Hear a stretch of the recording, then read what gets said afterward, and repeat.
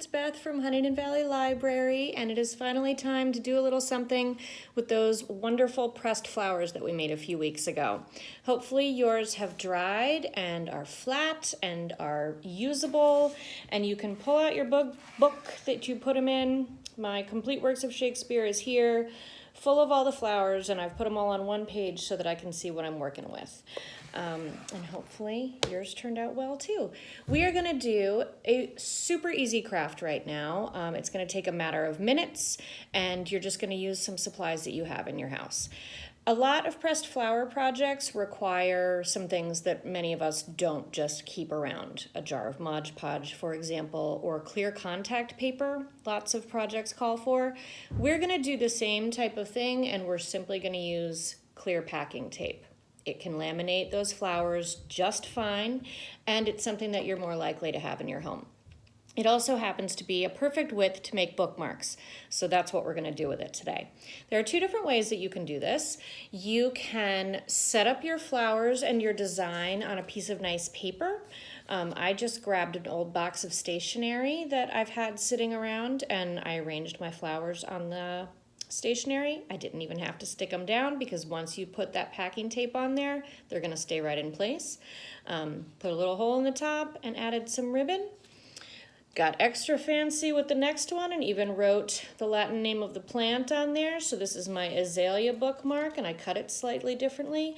So if you're using paper, you can write on them. You can write quotes, you can illustrate your own flowers and then work your pressed flowers around it. You can pretty much do whatever you want.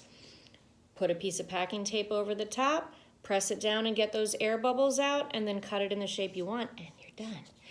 Now, the other way that you can do this that's kind of cool is to make it even more laminated by not using paper. In this case, we are using a piece of packing tape as the back, and I'm just going to show you this so you can see how it turns out. This is what it would look like if you're using it in a book up against the pages. So it's nice and clear and really shows off. If you have some of those really tiny blooms, it might be good, and the green really shows up nicely too. This would also be what you'd want to do if you have any really light colored, like white blooms that wouldn't show up if you put them against that paper backing. So all we're going to do for this is take a piece of our packing tape, and what I've done is just added little pieces of paper to the top and bottom so that I can handle this and get it down on my table the way that I need it to be without it sticking to my fingers, because what I don't want is to be messing with my flowers that are really fragile and then accidentally get a piece of tape that's packing tape stuck to my fingers and I can't get it off because I'm holding flowers, and it would just be a mess. So I'm just using these as sort of handles for my piece of tape, and then we're going to end up cutting them off anyway, so it's not a big deal. So I am going to, let's see, I'm actually going to do a little cutting of this one.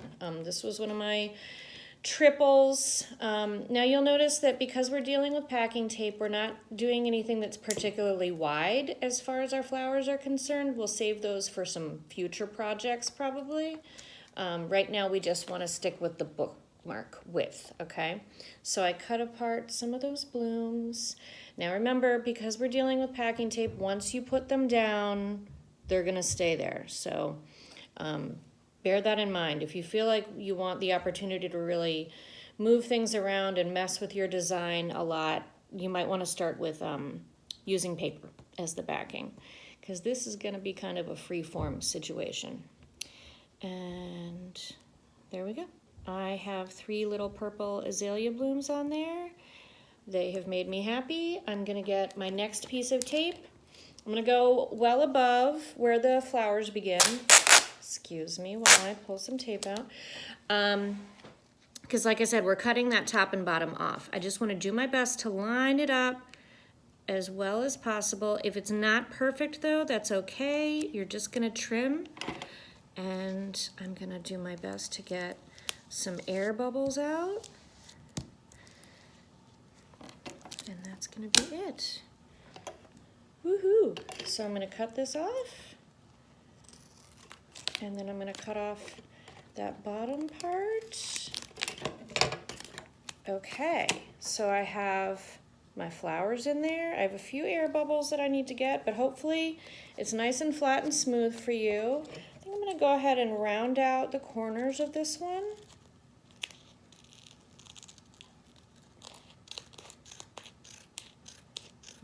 Okay, just to make it look a little more bookmarky, but like I said, this is a quick, easy project, and it allows you to enjoy those flowers that you made. I'm going to go ahead and use a hole puncher to put a ribbon at the top. For my ribbon, I went and found some of those mesh bags that people use to give jewelry as gifts, and I cut the ribbon and I'm going to use that. And you know, maybe you have gifting ribbon or something like that, but I don't know. I'm always a fan of reusing it if I can. So the easiest way to do this, just put your two ends together, stick them both through the top of that hole, and then loop it through. And that's it. All right. Mine is curling a little bit because I think that I just made it to the very end of the roll of my packing tape. So, good thing I'm going to be using it as a bookmark, and it'll get flat in my book. All right, so that's kind of, you know, the extent of bookmarks. I do like the ones with the writing on them. I think that you guys would have a really nice time adding some quotes or names or something like that. The flowers look really nice on the paper, so bear that in mind, but play around with it.